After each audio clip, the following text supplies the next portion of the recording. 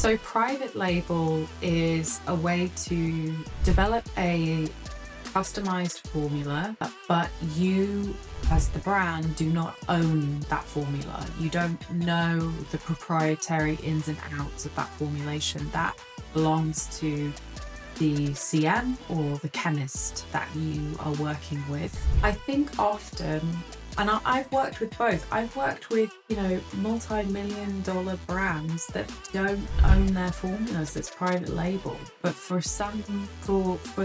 reasons unique to them, that's what they're okay with. They're comfortable with that. Maybe it's because they actually don't really have any intention to sell the business. They're a legacy brand. They're not growing and scaling it because they're looking to exit within 3 to 5 years. Hello. Welcome to the next episode of the Beauty and Brand Podcast. I'm here with Holly Moore, who is an award-winning product developer and founder of the Ingredientist, a consultancy behind some of the beauty's most innovative science-backed launches. With over a decade of experience, she helps brands formulate breakthrough products, future-proof their pipelines, and bring bold ideas to market with strategic positioning. So welcome. Holly, I'm so happy to have you here. Thank you, Aggie. I know, I was thrilled when you're like, do you fancy being on the podcast? And I was like, is that a question? Because obviously the answer is yes. Yes. And I loved your story. And I think you have such an amazing background and really such a precise and deep view on ingredients, and not just the ingredients that are used in formulations, but also like the future of ingredients, the future of innovation. I was like, we gotta talk about this. Yeah. I know our listeners will love it. I'm here for it. I'm very animated with my hands, so I'm probably gonna be flapping this cord around. So if it hits my face, forgive me, but yeah, definitely. No. Tell me a little bit about, like, you call yourself an ingredient nerd. When did that obsession come about, with what's inside the bottle? Was there like a moment or a product that flipped that switch on for you? It took me a while to draw this parallel, and it never really occurred to me until the past 2 years. What is time? I feel like since the pandemic, what is time? But in the past 2 years, right? And basically, it's not a sob story or anything like that, but it's more when I was a child, I spent a lot of time in the hospital, and I was in and out getting surgeries about until the age of 11, and it was on my feet. And as a result, I spent a lot of getting me into the bath. Getting any child into the bath, I think, is an adventure in itself. But for me, right, once I was in the bath, I was in the bath, and it was my favorite place to be. I learned to swim before I could walk for various reasons. So I loved being in water. But when I was in the bath, I had to have my feet up out of the water, and that required, so I literally just I couldn't really play with things. So what I would do was I'd reach for, I remember my mum's herbal essence. Do you remember those adverts from the 90s? The herbal essences that were really rude? Yes. Yeah. I know exactly what you're talking about. We all know what those were in relation, what those were implying, the beauty of implication. But I would reach for the shampoo bottles or whatever was on the shelf, and I'd sit and kind of read and dissect the labels. And that's where, I don't know, that's kind of where it began for me. I don't know what it was that is probably also one of my best friends calls it neurospicy, where we're on the neurotypicals versus neurodivergence. We're all on the spectrum, right? In some shape or the other, how our brains process information. But I think probably then I realized that I had a special interest, and that I was neurospicy for ingredients. Neurospicy for ingredients. I love that. Neurospicy. It's we have a neurospicy household, that's for sure. Yeah, and so I think that's where, sort of from a deep-rooted childhood interest, my fascination with just reading my literature, my bath time literature. I Love this. And then, but then flash forward to when I was doing my master's degree in public health, and we had to write a thesis on like a topic that we were really gonna like eat, sleep, breathe for like 6+ months, while we're doing this dissertation. And I happened to pick the regulatory status of cosmetics. Well, I say I happen to pick regulatory status of cosmetics in the United States. Now, this was in 2010, 2011. So, excuse me, it's a very different time now as opposed to, flash forward 15 years. But, and that sort of, I was very fortunate that I had access to some of the best libraries and laboratories in Boston. And so this like kind of interest in ingredients just came into full force. And whilst I had to look at things more from the legal, regulatory, toxicology point of view, I mean, I say toxicology, my passion really pulled me more in towards the environmental health, but also sustainability as well. I was just fascinated by, where do these ingredients come from? What's the, this is where I really learned about supply chain. What's the supply chain on these? And then I think to compound on that, I'd done a project, funnily enough, with a friend who's now also in the beauty industry. I guess it's just funny how the world is such a small industry, isn't it? I think we're talking about that. Once you get into this space, it hooks you in and doesn't let you go. It really, I mean, the coolest people, in my opinion, work in this industry. Like, no, I don't know of too many people who've ever intended to go into beauty. It's just sort of like a really happy accident. Yes, that was the same for me. Like I started in fashion in the beauty closet at Glamour, realized not for me, but just stumbled into beauty by happenstance. And it really does draw you in, and it's once you get in, you stay in. You're you're hooked for whatever reason. So I was doing this was a couple years before, so it just compound interest, I would say, that led me to the fruition that is now my career.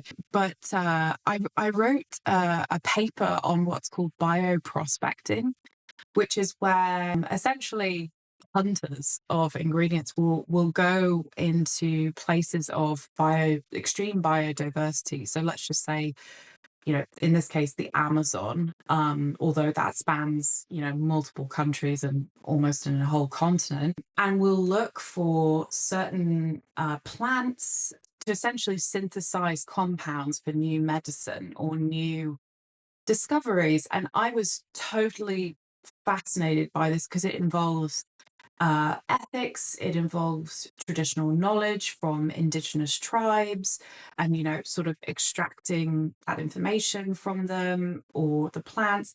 It was just a multitude of so many things, but again, it all came back to ingredients. And that's where I learned about ethnopharmacology, which is the blend of essentially plant medicine. I was sort of fascinated by that in all the things that it entails. And that so much of what we now use in beauty has at some point been synthesized from nature, or it's bioidentical to a natural compound. But that's the beauty of using synthetic properties, is that they are perfected and they're more affordable and they're substantiated. But we can get into that. So anyways, there's my neurospicy story for you. And since you mentioned it, like, what is your take? Because I think there's everyone has their own perspective, right? There's people who only use natural and organic ingredients or clean ingredients, however they might define that. And then there's people who are absolutely pro lab-made ingredients, biomimicking ingredients. Like, there's so many different points of views. Where do you fall in this spectrum of clean, not clean, lab made, not lab made? I'm laughing because I'm thinking of one of my favorite comedians who he is quoted going, "It's basically the equivalent of going to a table, a dinner party, and just like opening a box of wasps and just seeing what." That is hilarious. That is hilarious. It's such a charged, I mean, in certain circles, let's just say, it's such or not even in certain circles, it's a very charged question. And true to the consultant nature of what I do, I would say that, and it is so silly, it depends. It really depends. I think there is this, especially now in our social, political, economic climate, all of the things, there is this desire, and I think it's human nature to want to go, it's this or it's this. And it's a very polarized Polarizing. Yeah. perspective. And unfortunately, I think marketing can often prey on that. But consumers also just, it can be a very easy trap for brands to fall into, to go, oh, well, it's absolutely this. It's not this. But sometimes the truth is actually, it's far from that. Sometimes the truth is it's both, and it can be.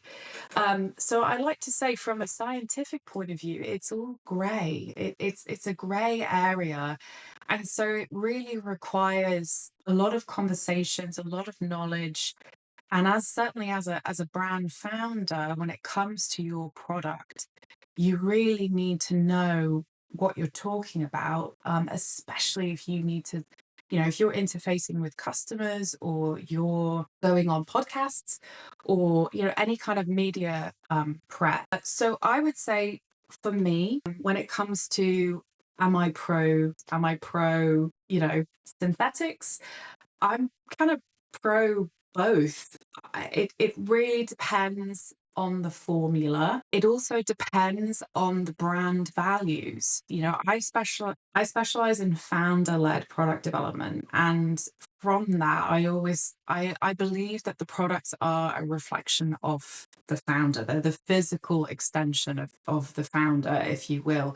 It's another baby in the world. I'm your I'm your doula. Yes, yes, yes. I like that. Your product doula. So yeah, I think I like both.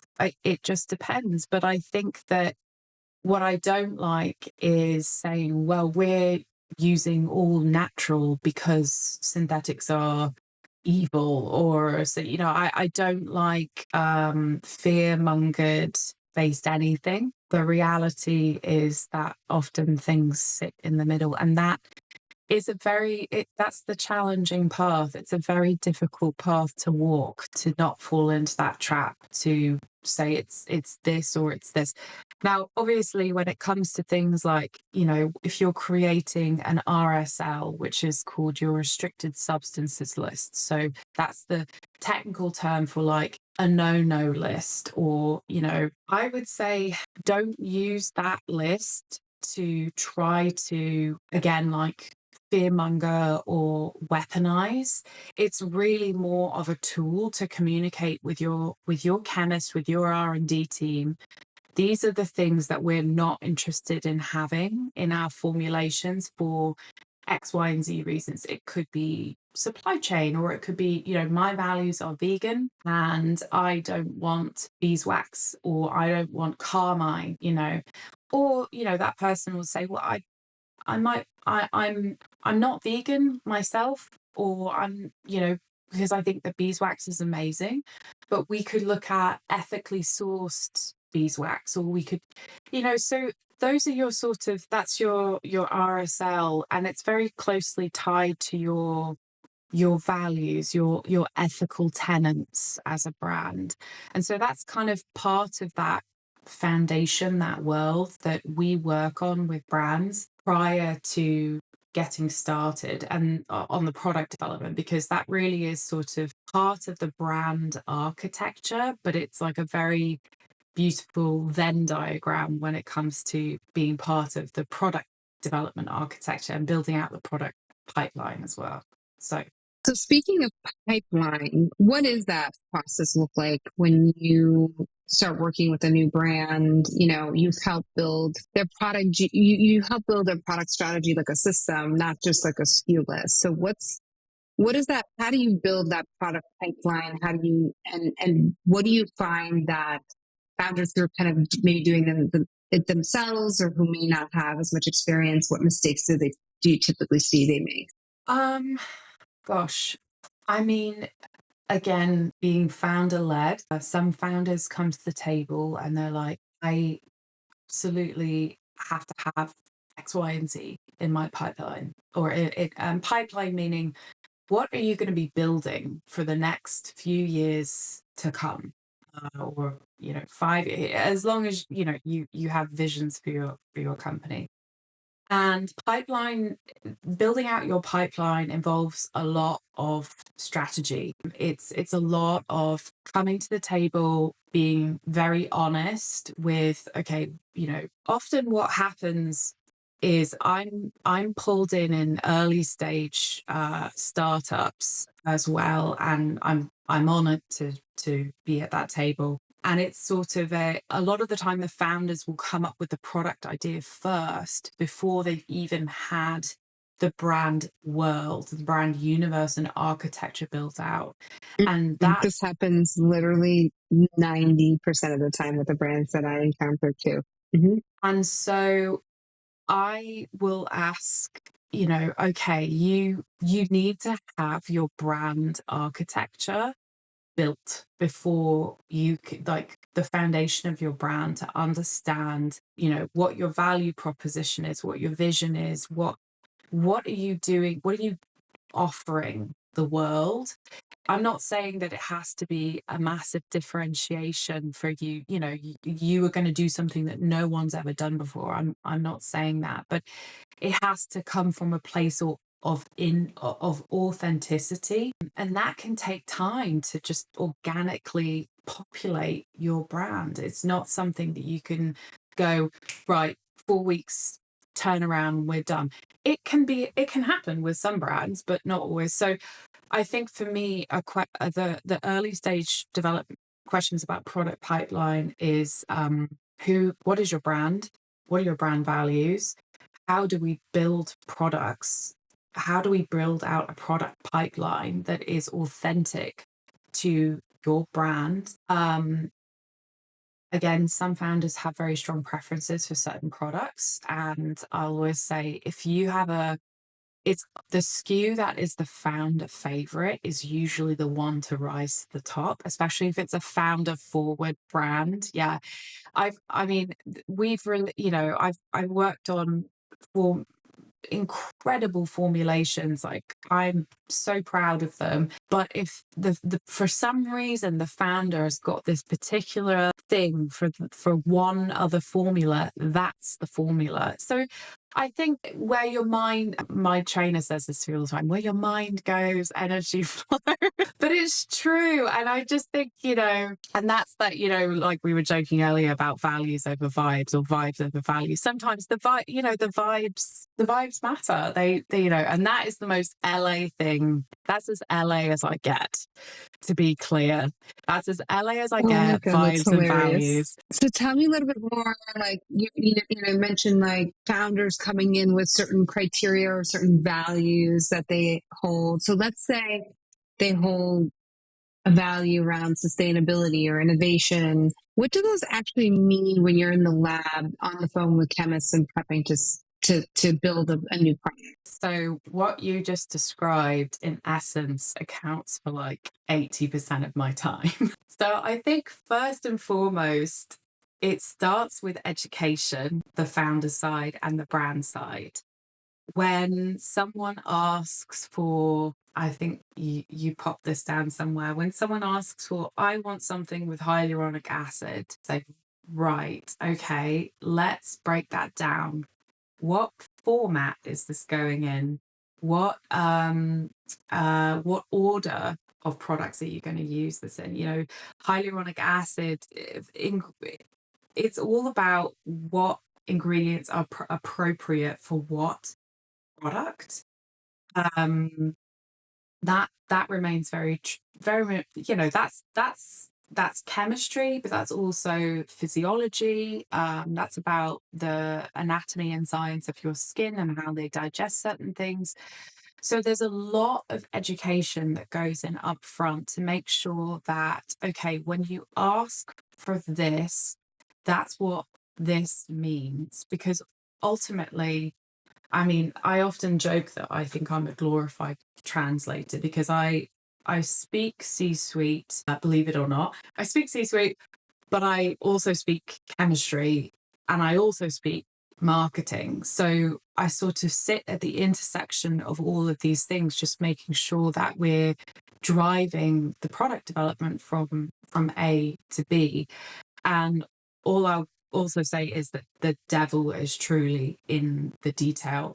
This work is nothing but the details. You absolutely have to understand the overarching vision, but then how that dilutes down into even your ingredient decisions. So for example, I mean, I'll just sort of pull this in off the top of my head, but let's say you're designing a product for sensitive skin. Sensitive skin being one of the most inflammatory prone conditions. It's a big risk because obviously you can't encapsulate the entire spectrum of sensitivity being a sort of universal condition. That's a good point. Mm-hmm. And, you know, you're designing something for sensitive skin. There's a lot of factors that you don't know actually, and that you do know. And if I was to go to a chemist and say, well, listen, I'm thinking about in terms of okay, also I'm going to say this, actives in air quotes, actives. The active ingredients, this is used as a very popular term. People throw this around all the time. But the term active is actually a drug claim. And so to any brand listening that is using the term, these are my active ingredients, and this is written down and documented, remove it immediately. Scrub your site, because that's a drug claim. You need to use language like performance. You can use the term active ingredients in internal conversations with your team, as long as and this is part of that educational process I was talking about, as long as everyone's on the same page that in an Instagram post or a TikTok or wherever you are talking or writing about your products, you don't use that terminology because it is infringing on drug claim terminology, which is pretty much like one of the cornerstone pieces of regulatory in this country, in the US. Anyway, so I just thought I'd share that. But let's just say, you know, yeah. So like if you're building this product for sensitive skin, you need to consider things like, and that's why I say your actives, what percentage of actives are you using in this product, and how is the skin actually quote unquote, I say digesting, but that is not anatomically correct.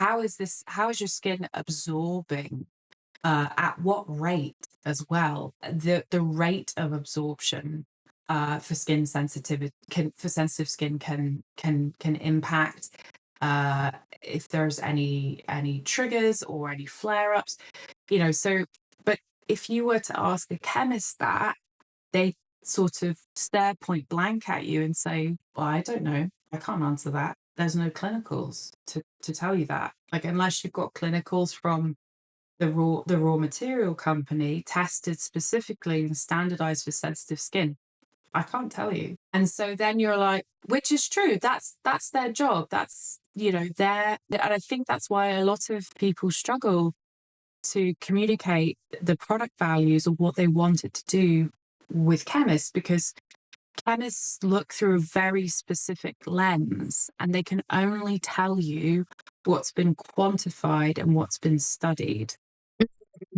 Absolutely. They can't necessarily tell you what's to come. They can predict, you know, they can say, okay, well, okay, if we add this, and we do this, and this, then yeah, maybe we'll get that outcome. Another thing that I get a lot of is, okay, well, if we structure the formula in this way and we run it through hefty number of clinicals or consumer perception testing to be able to use those in marketing, are we sure that it's a guarantee that it will meet these clinicals? And you're like, nothing is an absolute. In science, nothing. If something is an absolute, it's because it's been studied and tested for years and years and years and years. And I think going back to that like black and white thing we we're talking about, when scientists start speaking in absolutes, it's very easy for market that to be misinterpreted in marketing as well. So I think that's why product developers are really, especially more technical product developers, are very important for the development process, because they can correctly translate the science into the marketing and just steer the ship in the right direction. So I realized that was a very long-winded way of answering your question, but there we have it. No, it's great, but I'd be curious to know, you mentioned like the product brief a few times, and I'm curious to know if there's like a good way for founders to, like, what would a good product brief look like or entail? Oh yeah. Our product briefs range anywhere between 8 to 14 pages. I think most product briefs maybe 2 to 3. I never submit the product briefs from the labs. They'll send me ones and I'm like, I'm giving you. Oh, that's fascinating. Okay, so tell me, what do you typically want to see from your end? Yes. So I want, and it depends on who's reading it. So whenever I submit briefs, I will run it through whoever's onboarded us, as far as are they in sales, are they in project management, are they? I'm kind of catering it to who is going to read it, and then I'll refine it for a more technical brief for the chemist, because I'm trying to look through the chemist's eyes and go, what are they going to looking for?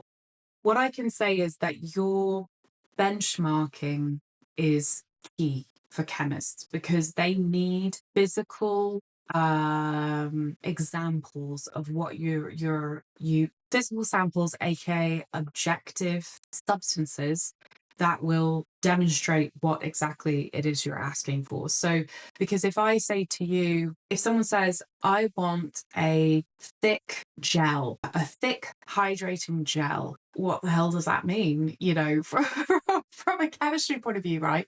So there's things like there's a viscosity range where you can actually measure the viscosity. But if you don't have a chemistry degree, which to be clear, neither do I, but I understand chemistry, you can do things like, okay, I want this to be more of honey. Like I want the viscosity to be like a honey texture.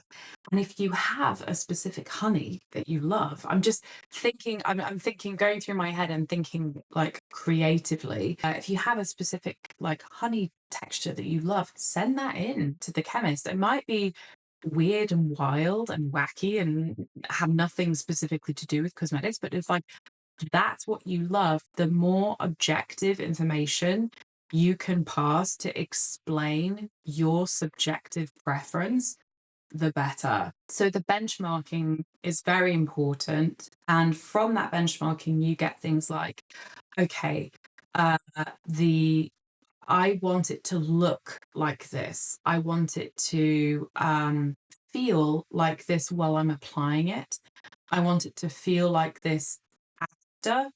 Uh, and then the classics, which no matter what project you work on, fragrance and color are the two hardest parameters to get over. That those are usually the final hurdles, depending on the product. But fragrance and color are the two hardest, because those more than anything so subjective. Yeah. So Interesting. specificity, detail, trying to be as specific as possible. And do you recommend including like the target customer profile, like who that is, and being as thorough as possible? Yes, definitely. I mean, I typically do a brand profile, target customer, your estimated cost of the formula, your retail cost of the formula,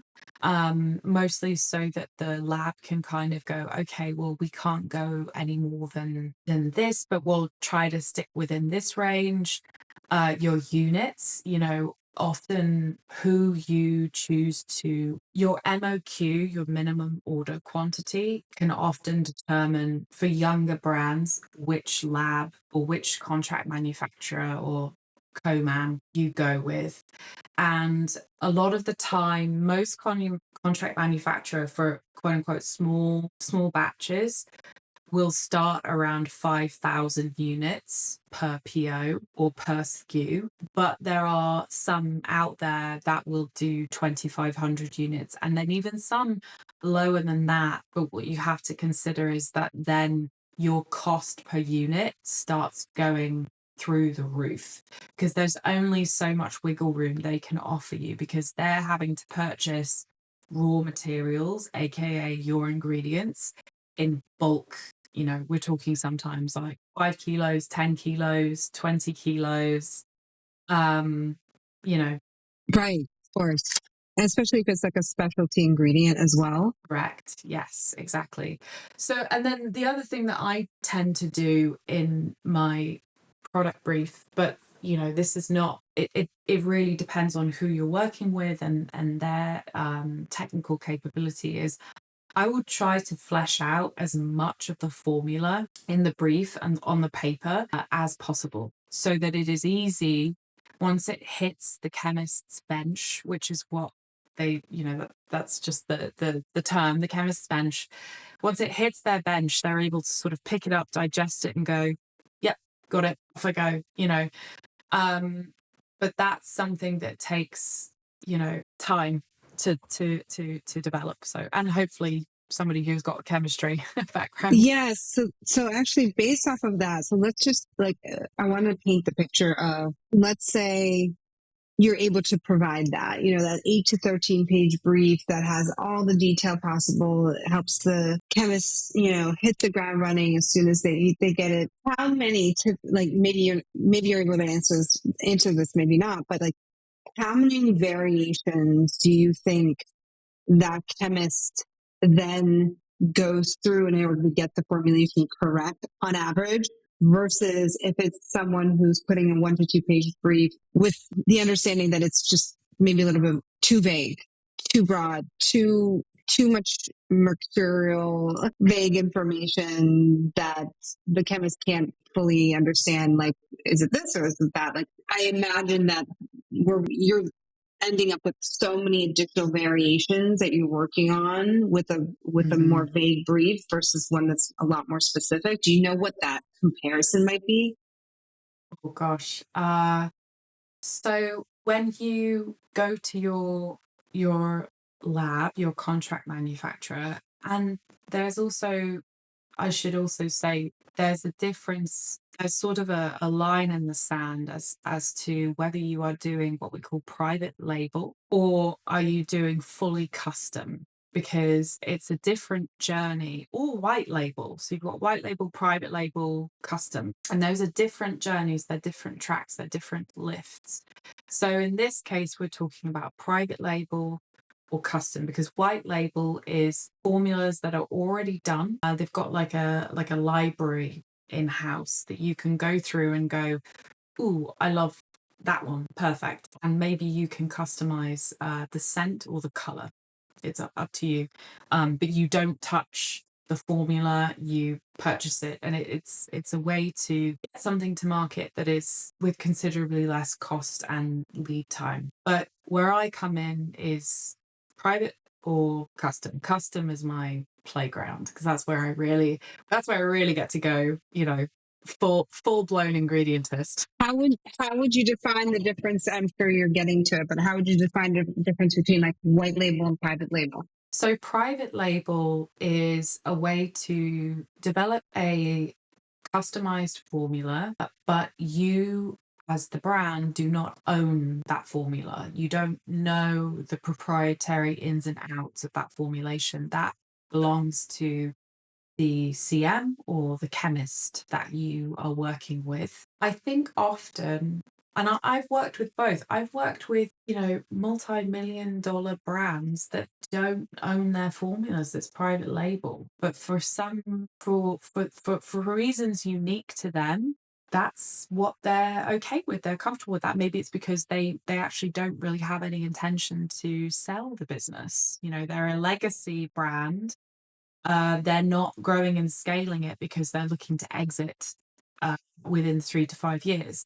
And so therefore they're like, you know what, we're not interested in spending anywhere from 15 to 35K as a fee to own that formula. And I'm saying that that's like the starting line to own your formulation. And it depends on what chemist or what lab that you can work with. So most brands go private label, but they go private. Some of them go private label with a view to formula ownership. So let's say that I can't afford to put the capital up now to purchase this formula outright, meaning you know the exact percentages, you know the exact suppliers, you know absolutely everything that there is to know about this formula. Now, that doesn't have anything to do with safety or, is this formula qualified to go onto the market? All of that will be taken care of provided you're working with a qualified chemist and CM. It really just has more to do with your values as a brand, your business, your strategy. Some labs will offer a view to, okay, if you manufacture this for private label, if they know that eventually they want to own that formula or purchase that formula, they'll go manufacture with us for 3, and all of this is negotiable. I should say that up front, right? And this is, I can help negotiate depending on what the brand wants, right? And sometimes I've been in this process, but the CFO or CEO, they are leading this negotiation and I'm at the table and I'm just sort of commenting. And sometimes I'm the one at the table going, no, we'll give you a year, or we'll give you 2 years and this fee, and that's it.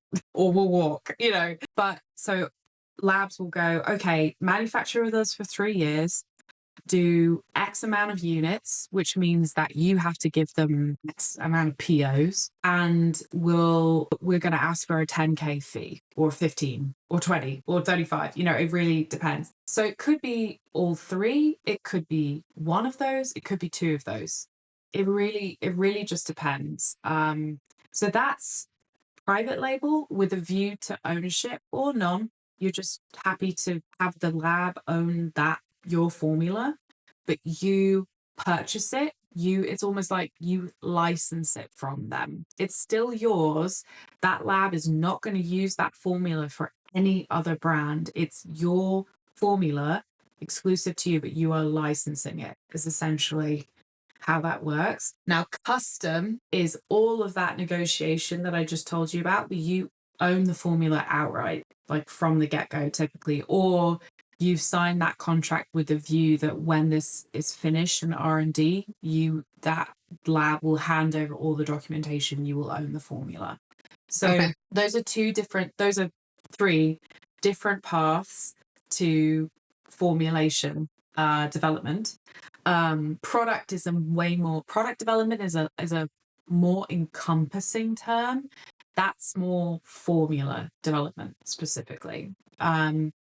So in view to your earlier question about how many iterations a chemist could go through before they settle on, something based on your brief. Oh my gosh. I mean, it's like the difference between put someone in a dark room and like see what they hit while they're punching. Like, how much light do you give them? I mean, that's a very crude reference, but you kind of get, I mean, some chemists could do it. So I should say, this will be in your contract terms. Usually labs will give you 3 rounds of R&D. So you've got 3 chances to get it right as far as what they are sending to you. So your first round, second and third, and so you'll only see like a sliver.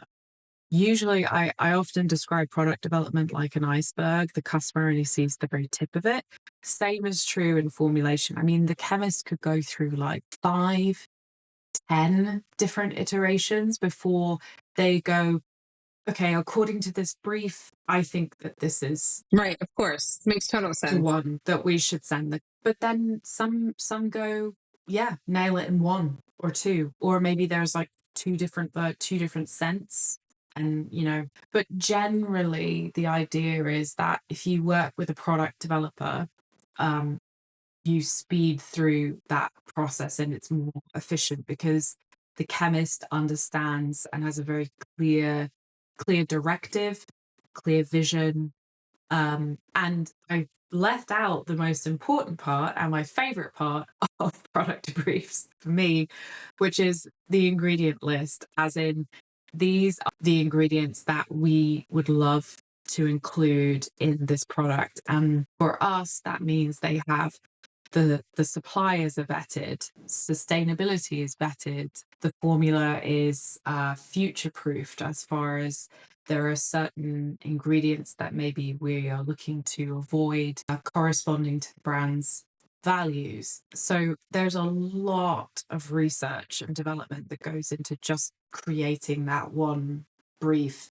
That's kind of like the epitome, I think, of that. That's the starting line, very ironically, even though it takes so long for us to get there. That's when you step up to that's like the moment that the athletes step onto that podium, step onto that starting block. That's the equivalent of us handing over the product brief. The race begins from there. Wow, that's amazing. I love that analogy. Tell me, are there any, like, I would love to know from your expertise, like, are there any ingredients that are wildly overhyped, or ones that deserve more love than they're getting, or ones that you're excited about? I mean, how much more time do we have? Because that could be a whole podcast in itself. I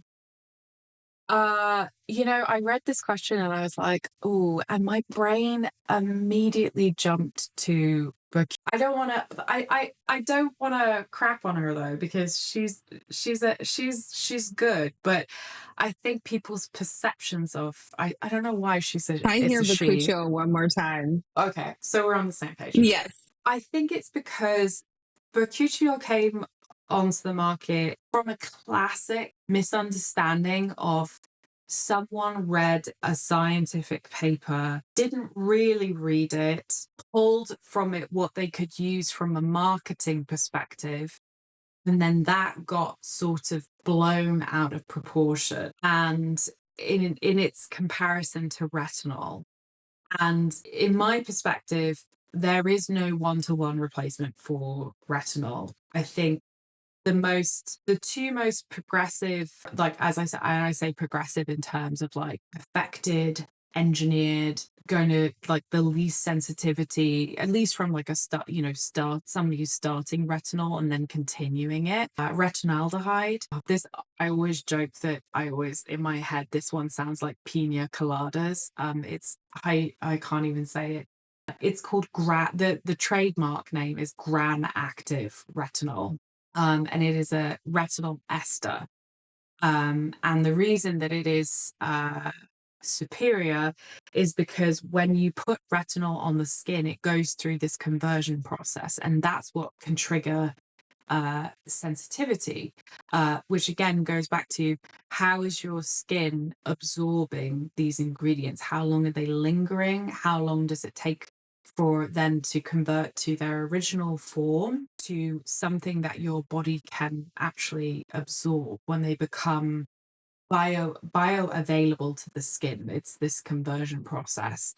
So this particular Gran Active retinol only has one conversion step, which is what makes it more accessible to a wider group of people, especially if you are dealing with sensitivity.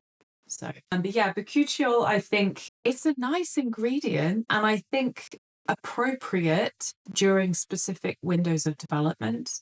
So, for example, pregnancy being one of them. I think that's an appropriate place for a bakuchiol.